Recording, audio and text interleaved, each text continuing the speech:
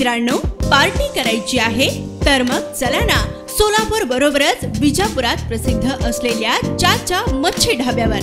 चाचा मच्छी ढाबा, विजापूर रोड, टाकळी, सोलापूर. संपर्क 9765 066 495.